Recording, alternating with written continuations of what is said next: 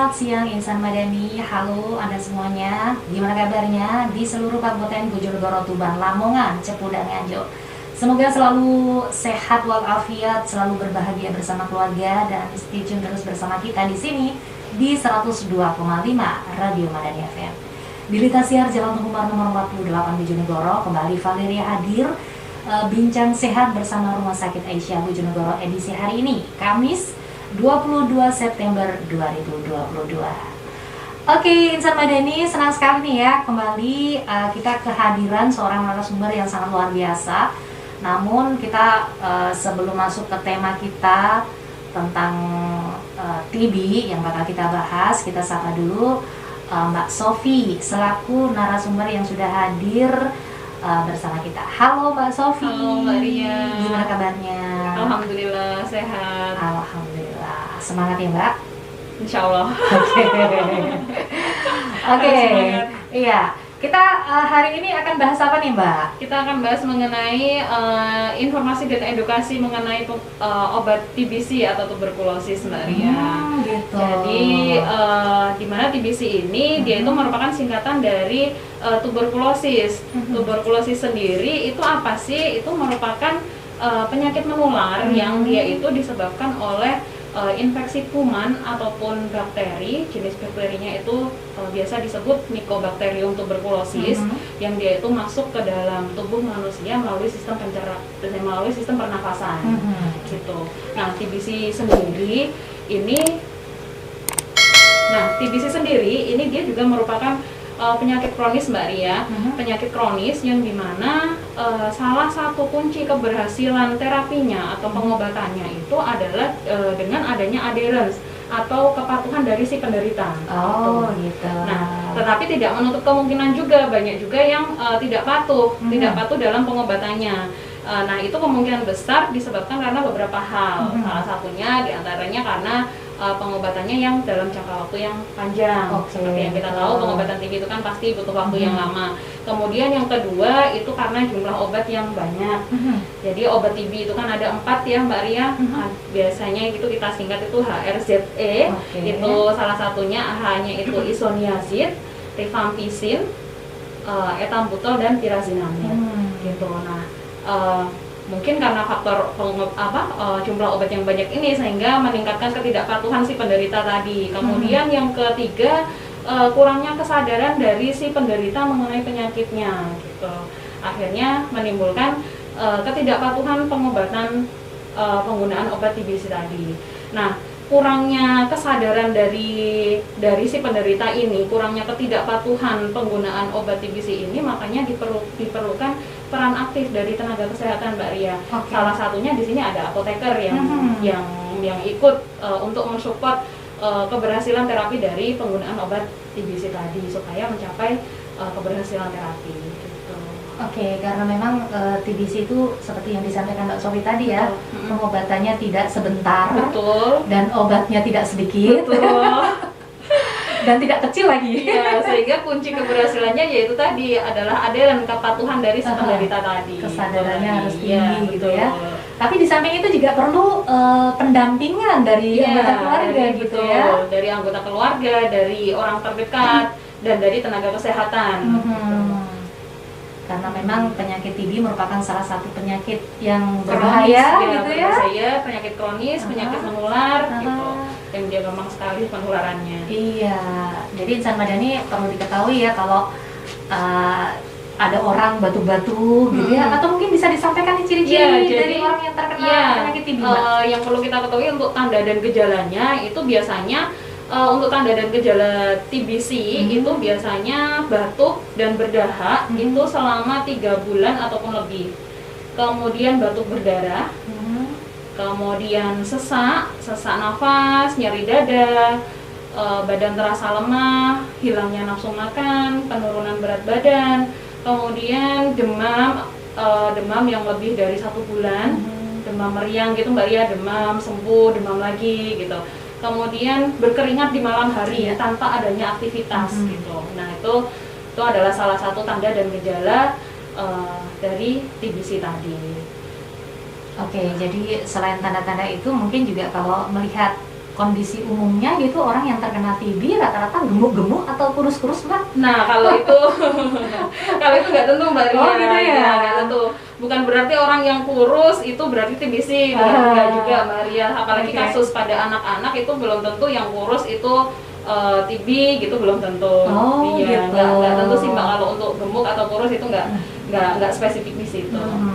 Tentunya juga diperlukan pemeriksaan penunjang setelah muncul tanda dan gejala itu, juga diperlukan pemeriksaan penunjang lebih lanjut untuk mendiagnosis itu betul TB atau tidak. Betul banget. Jadi ketika ada orang berat badannya menyusut, terus kemudian batuk-batuk, batuk tidak saya sebutkan. Jadi mungkin karena demam gitu ya, berkeringat tanpa sebab, itu jangan sampai kita langsung mengejudge ini pasti TBC nih gitu ya. Karena bisa. tidak semudah itu.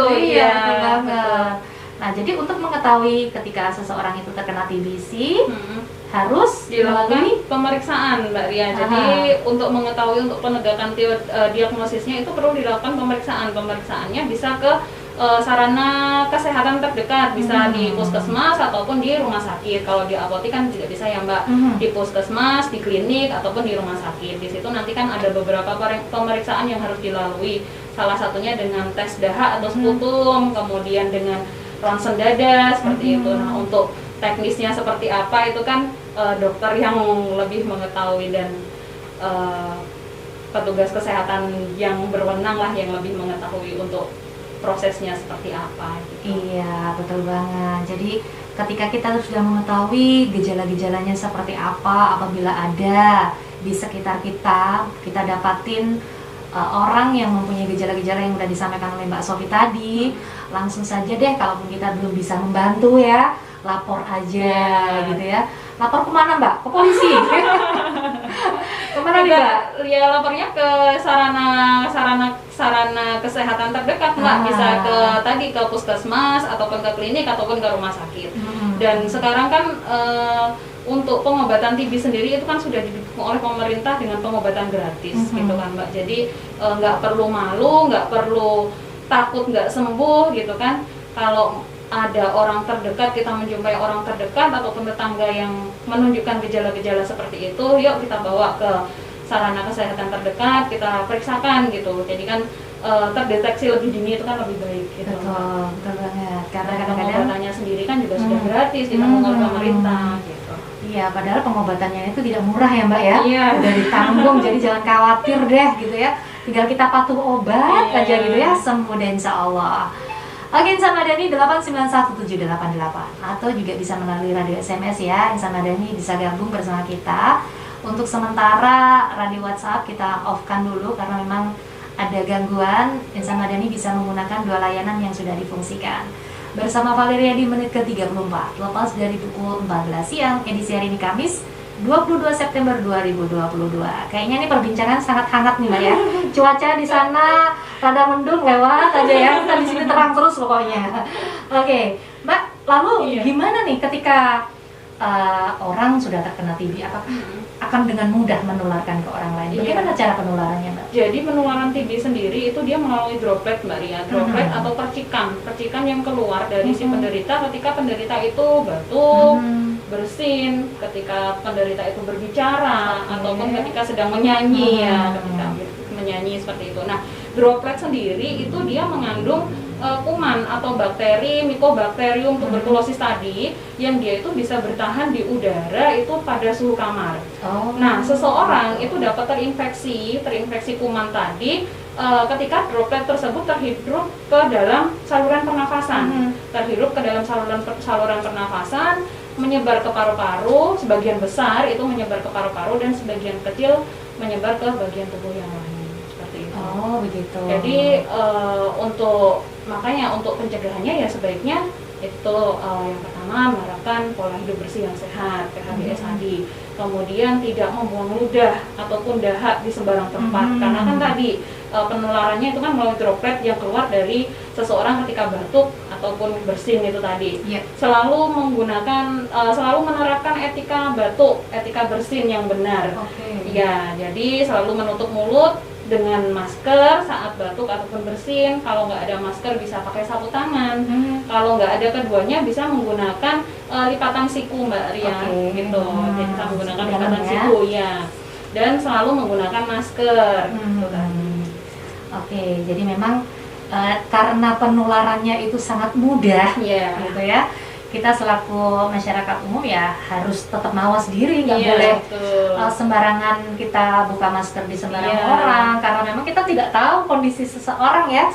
Nggak mungkin lah ada orang yang terkena TB keningnya ada tulisannya TB gitu, nggak ada. Jadi dalam diri kita sendiri lah yang harus tetap waspada supaya terhindar dari segala macam penyakit, bukan hanya TB tentu saja ya. Oke, Mbak tadi disampaikan bahwa kepatuhan obat. Pernah nih aku mendapati seorang yang didiagnosa terkena TB ketika hasil tesnya median ya, terus kemudian dikasih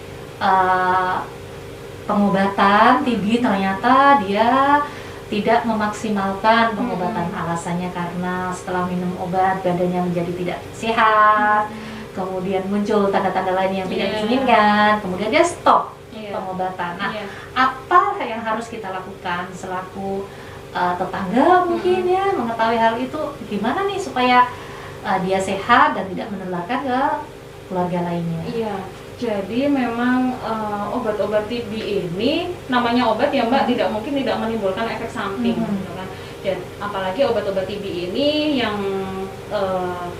yang perlu kita tahu, yang perlu orang awam tahu, memang obat-obat TB ini sering menimbulkan, bukan sering sih Mbak, sebagian besar itu efeknya itu diantaranya adalah gatal-gatal, gatal-gatal, ruam kulit, mual muntah. Kalau seseorang mual muntah itu kan bisa menurunkan nafsu makan ya Mbak, mual muntah, kemudian kesemutan, urin berwarna merah itu juga bisa terjadi. Tapi urin berwarna merah itu kan adalah proses dari metabolisme obat, jadi tidak perlu kita khawatirkan, tidak perlu kita ketakutan sampai akhirnya stop nggak mau minum obat. Muncul tanda gatal-gatal, muncul mual muntah, nggak nafsu makan, stop nggak mau minum obat, ya sebaiknya jangan gitu kan. Nah itulah perlunya edukasi, pengetahuan ke masyarakat gitu, bahwa memang efek samping obat TB itu seperti itu, sehingga si penderita itu dapat lebih patuh lagi gitu untuk dalam pengobatan TB-nya tadi. Ya kalau kita sebagai tetangga, sebagai teman atau sebagai orang terdekat, sebaiknya kita support, kita kasih tahu pengetahuan yang kita tahu untuk obat TB ini seperti apa, pengobatannya seperti apa, kita support. Kalau memang dia masih mau untuk berobat lagi, yuk kita ajak untuk pengobatan lagi dari awal lagi. Oke, tidak mudah ya sebenarnya ya kalaupun kita mengetahui hal itu, karena memang ada beberapa pasien yang ibaratnya bandel gitu ya, perlu pendekatan yang sangat luar biasa gitu loh, agar mereka juga terbuka pintu hatinya gitu ya, menyadari bahwa sebenarnya pengobatan itu ada efeknya yang kadang-kadang berbeda satu dengan yang lainnya. Itu tadi Mbak, harus ada kesadaran dari si penderita, baik mengenai penyakitnya. Kalau sudah sadar tentang penyakitnya, dia akan sadar dan mau menerima bagaimana proses pengobatannya kan gitu. Itu bisa meningkatkan kepatuhan, bisa tercapai pengobatannya. Oke, betul, setuju banget. Oke Mbak Sofi, kayaknya kita harus break dulu gitu ya. Kita dengarkan adzan asar untuk daerah Bojonegoro dan sekitarnya. Oke, selamat menjalankan ibadah sholat asar bagi kita semuanya yang menjalankannya. Semoga amalan ibadah kita diterima oleh Allah SWT. Kembali lagi bersama Valeria dengan bincang sehat bersama Rumah Sakit Aisyah Bojonegoro, di mana kesempatan sore hari ini bersama Mbak Sofi yang udah hadir dengan semangat 2022 gitu ya, menemani insan madani berbagi informasi seputar TB. Nah, Mbak, aku jadi tertarik nih ketika ada orang yang terkena TB, kemudian makan bareng gitu, pakai piring yang sama, apakah itu bisa menularkan penyakit TB-nya? Iya, jadi memang itu tadi ya cara penularannya. Jadi penularan TB tadi kan melalui droplet ya Mbak. Droplet itu sering kita jumpai itu ketika seseorang itu batuk ataupun bersin. Nah, cara pencegahannya pun ya tadi saya selipkan satu ya, cara pencegahannya itu menghindari untuk penggunaan alat makan secara bersama. Jadi sebaiknya memang menggunakan alat makan sendiri gitu untuk mencegah mencegah penularan itu tadi. Kita kan droplet itu kan nggak terlihat ya, Mbak, untuk kuman bakterinya itu kan tidak terlihat. Jadi sebaiknya kita mencegah penggunaan alat makan dengan bergantian yang sama gitu dengan orang lain. Sebaiknya membawa alat makan sendiri sih. Gitu. Oke, untuk penderita TB, apakah perlu isoman? Maksudnya perlu diisolasi gitu? Iya, jadi kalau tergantung kategori diagnosisnya ya Mbak, gitu. Diagnosis TB itu kan dan jenis penyakit TB itu kan bermacam-macam ya, tergantung diagnosis TB-nya TB apa, kemudian tingkat keparahannya itu seperti apa. Gitu. Biasanya kalau memang yang sudah berat itu dirawat di rumah sakit dengan ruang isolasi terpisah dari yang lainnya untuk mencegah penularan tadi, karena yang kita tahu tadi droplet itu dia bisa bertahan di udara pada suhu kamar. Gitu. Lalu untuk orang yang rumah orang yang terkena TB, apakah ketika dia tidak ada ventilasi udara itu akan bisa memperparah atau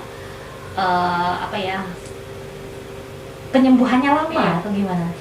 Jadi TB itu kan dia tidak tahan sama panas, dan dia itu kan tidak tahan sama lembab ya Mbak. Maaf. Jadi kan TB itu kan kumannya itu kan bisa muncul itu kan karena kondisi yang lembab, tidak ada sirkulasi udara seperti itu. Jadi memang sebaiknya ketika si penderita itu sudah didiagnosa TB dan hanya perlu pengobatan di rumah, ya memang sebaiknya kita ubah PHBS yang pola hidup bersih dan sehatnya rumah, kita berikan sirkulasi udara supaya terkena sinar matahari langsung, tidak lembab, tidak gelap gitu. Oke, begitu ya. Jadi ketika kita mendapati rumah yang tidak mendapatkan sirkulasi yang cukup, berarti itu akan mengembangbiakan lebih banyak gitu ya, tentu saja. Gitu. Oke. Jadi yuk kita cek rumah kita, gitu ya, karena memang ventilasi itu sangat bermanfaat gitu ya, sangat menyehatkan tentu saja. Nah, untuk masa pengobatan TB sendiri itu berapa lama, Mbak? Masa pengobatannya itu jadi masa pengobatannya itu 6 bulan. 6 bulan tergantung tingkat keparahannya tadi. Kebanyakan itu 6 bulan, nanti setelah itu diobservasi lagi apakah sudah sembuh, sudah negatif ataupun belum gitu. Kalau memang masih positif ya perlu ditambah lagi, dilanjut lagi. Dan itu tadi selama 6 bulan itu tadi patuh atau tidak si penderita tadi. Kalau nggak patuh, gagal, itu kan berarti perlu diulang lagi. Wow, itu berarti bersamaan atau hampir sama kasusnya ketika seseorang itu lupa minum obat gitu. Kalau lupa, gimana kalau kita lupa minum obat TB? Jadi ketika kita lupa minum obat TB, sesegera mungkin kita minum gitu kan Mbak, ketika kita ingat. Boleh ya. Kita ingat, sesegera mungkin kita minum obat tersebut. Tetapi jika waktunya itu berdekatan dengan waktu minum obat yang selanjutnya, sebaiknya kita skip. Kita lanjut ke yang berikutnya saja. Jadi misalnya waktu minum obat TB jam 7 pagi. Kita baru ingat itu jam 3 pagi. Jam 7 pagi harusnya, tapi baru ingat dari malam, itu masih lupa, belum keinget minum, jam 3 subuh baru ingat gitu kan. Sedangkan waktu minum selanjutnya itu jam 7 pagi. Nah itu ya sudah, kita skip aja, kita langsung lanjut ke waktu minum yang dari awal tadi, jam 7 pagi. Tapi misalnya kita minum obat jam 7 pagi, kita ingat jam 8, jam 9, jam 10, kita baru keinget gitu kan, jam 10 pagi kita baru ingat, ya sudah langsung sesegera mungkin kita minum gitu. Mungkin karena efektivitasnya juga berkurang ya kalau semakin lama, karena nanti akan menimbulkan resistensi resistensi gitu. OAT, obat tuberkulosis tadi, kalau penggunaannya tidak rutin. Makanya itu kan berkaitan dengan penyimpanan obat Mbak ya, supaya tidak lupa minum obat, yaitu penyimpanannya kita simpan di tempat yang terlihat gitu, yang terlihat, yang memudahkan kita untuk ini waktunya minum obat, misalnya disimpan di meja makan, di atas meja makan, atau di meja kamar tidur, misal diminumnya malam sebelum tidur gitu kan. Jadi untuk mencegah si penderita tadi lupa minum obat. Iya, jadi memang diperlukan juga seperti alarm khusus gitu ya, khusus untuk mengingatkan minum obatnya. Terus kemudian berarti konsumsi minum obat TB itu 1 kali sehari?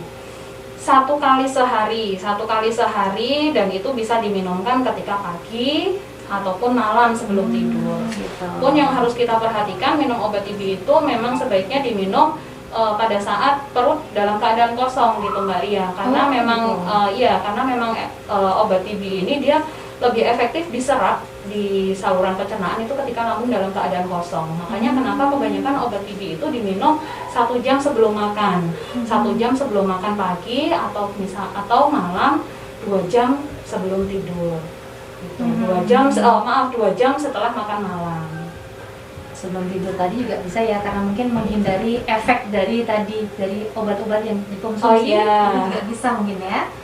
Gitu. Oke, jadi Insan Madani, kalaupun Anda sebagai pendamping minum obat, PMO namanya. PMO ya, itu merupakan pekerjaan yang sangat luar biasa gitu ya. Tanpa gaji tapi pahalanya surga. Nah, lalu bagaimana ketika si penderita itu lupa nih nggak minum obat, maksudnya dari jangka waktunya itu udah skip aja deh. Nah, otomatis kan tersimpan nih obatnya. Apakah boleh kita buang atau kita simpan untuk koleksi gitu? Ya, itu kan berarti nanti akan ada kelebihan dosis ya Mbak, yang seharusnya misalnya itu dalam obatnya itu diresepkan untuk waktu 1 bulan harusnya sudah habis misalnya, tapi ternyata karena ketidakpatuhan, lupa tadi nggak minum obat, akhirnya kan masih ada sisa obat. Ya sebaiknya tidak kita gunakan. Jadi ketika kita ingat untuk minum obat, kita minum obat cukup misalnya 1 tablet, cukup 1 tablet aja, nggak perlu didobel dengan yang kelupaan tadi. Sisanya tadi kita diamkan, maksudnya kita simpan dulu. Nanti ketika kontrol ke dokter atau ke puskesmas, kita sampaikan bahwa kemarin sempat lupa dan masih ada sisa obat segini, ini masih dilanjutkan atau tidak. Itu kan nanti dokter yang lebih mengetahui. Oh begitu, jadi tidak boleh dibuang sembarangan gitu ya? Kalau dibuang itu untuk obat-obat yang memang rusak ataupun kadaluarsa Mbak ya, itu nggak apa-apa dibuang. Tapi juga ada cara pembuangan obat gitu Mbak, jadi nggak sembarangan, karena obat ini kan termasuk limbah ya Mbak ya, limbah farmasi, limbah kimia, jadi pembuangannya pun nggak sembarangan. Kalau memang kita jumpai obat TB tersebut sudah kadaluarsa ataupun rusak, itu pertama kita buka kemasannya, jadi kita keluarkan obat dari kemasannya. Kalau dia bentuk tablet, kita gerus obat tersebut, kita gerus sampai dia itu berbentuk halus, lembut ataupun bubuk gitu, kemudian kita masukkan ke dalam plastik. Kita masukkan ke dalam plastik, kemudian kita campur bisa dengan air, dengan pasir ataupun dengan tanah. Setelah itu kita ikat plastiknya itu tadi, kita ikat, baru kita buang ke tempat sampah. Oh begitu. Jadi memang ada cara khusus ya, nggak asal buang aja ya. Dan untuk kemasannya pun itu juga nggak boleh asal kita buang Mbak, harus kita gunting terlebih dahulu. Kita gunting kemasannya, baru boleh kita buang ke tempat sampah. Alasannya apa nih alasannya? Iya, karena kan sekarang banyak juga ya Mbak orang-orang nakal yang memang dipalsukan, dijual online seperti itu. Iya, masuk akal. Tapi memang begitu ya, etikanya kayak gitu memang. Untuk keamanan diri sendiri dan juga orang lain. Oke, nah aku tertarik juga dengan masalah resisten kebal obat. Apa nih yang terjadi ketika seseorang itu sudah resisten? Apakah tidak bisa disembuhkan atau bagaimana? Nah, itu. Jadi ketika jadi untuk mengetahui seseorang itu sudah resisten atau tidak, itu kan tidak mudah ya Mbak. Kita tidak bisa ngejudge, oh dia udah kelupaan 2 hari nggak minum, kelupaan 1, 2, 3 kali nggak minum tuh udah resisten kan. Kita nggak bisa semudah itu ngejudge, karena dibutuhkan juga pemeriksaan dari dokter yang menangani. Biasanya kalau memang sudah diketahui seperti itu, ya penggantian obat Mbak, karena kalau kita sudah resisten dengan obat A, B, mau diberikan lagi kan sudah nggak bisa, karena bakterinya sudah resisten. Jadi mau nggak mau ya diganti dengan obat lain. Nah, obat lainnya itu apa ya tergantung dokter yang menangani gitu, dan tergantung kondisinya. Naik tingkat ya berarti ya. Makanya itu tadi kunci keberhasilan terapinya ya tadi AD dan kepatuhan dari si penderita tadi. Harus patuh supaya keberhasilan terapinya itu dapat tercapai. Naik tingkat kalau sekolah gitu nggak apa ya. Ini naik tingkat untuk pengobatan ini. Wah. Oke, Insan Madani, kalaupun ada di sekitar kita, saudara-saudara kita ataupun keluarga kita yang terkena TBC, yuk sama-sama kita menjadi orang pendamping minum obat ya, untuk saling mengingatkan, karena memang kesehatan ataupun kepulihan keluarga kita itu juga lebih penting gitu ya. Karena kalau dia nggak sehat juga bisa berefek ke kita akhirnya gitu. Oke, masih ada waktu nih Mbak, masih ada waktu 5 menit lagi perjumpaan kita. Ada hal lain yang mungkin sangat penting yang harus disampaikan kepada Insan Madani? Iya, itu tadi mengenai efek samping obat TB Mbak. Jadi efek obat TB tadi kan yang seperti saya sampaikan itu kan ada 4, ada isoniazid, rifampicin, pirazinamid, dan ethambutol. Untuk rifampicin sendiri, untuk isoniazid sendiri itu efek samping yang paling sering sekali dijumpai itu berupa kesemutan.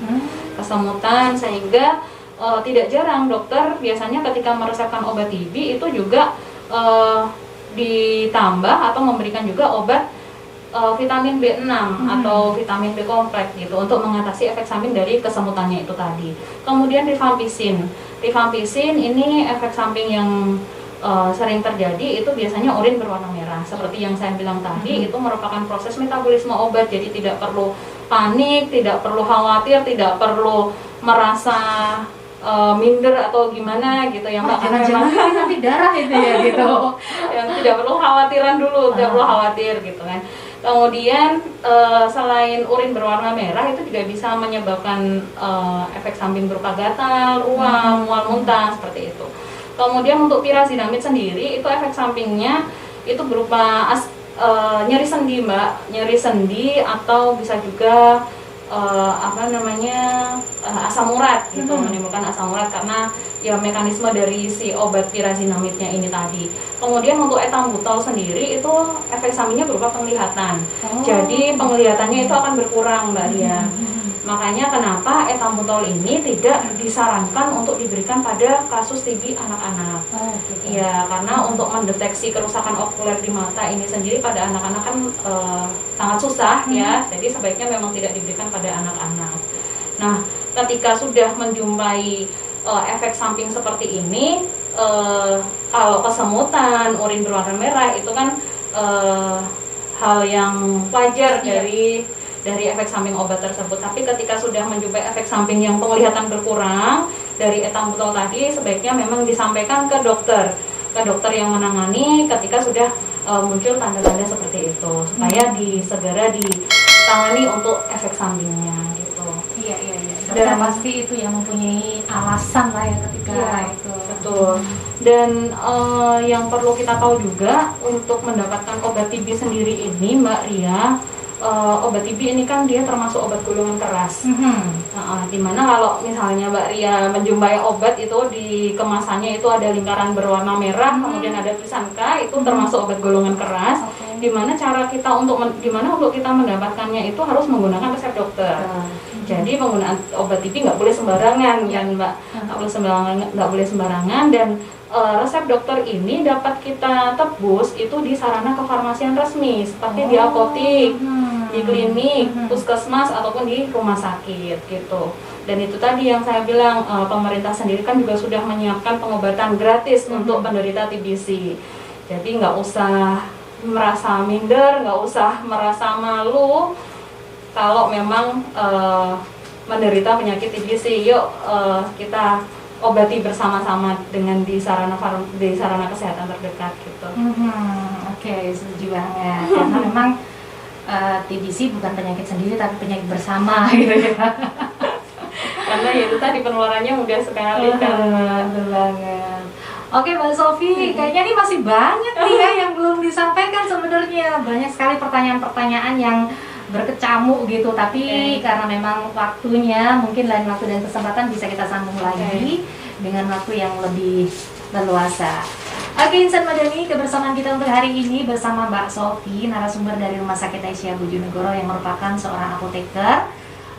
Di kesempatan sore hari ini usai sudah. Terima kasih untuk semuanya saja. Semoga Valeria yakin ilmu ini sangat bermanfaat dan sangat berguna untuk masyarakat Bojonegoro, Tuban, Lamongan, Cepu, dan Nganjuk. Terima kasih sekali lagi ya Mbak Sofi. Kenapa? Mau nambah lagi masih bisa Mbak? Oh boleh, silakan. Nambah Jadi, menu boleh. ya, tambah sedikit Mbak, ya tambahan Oke. sedikit.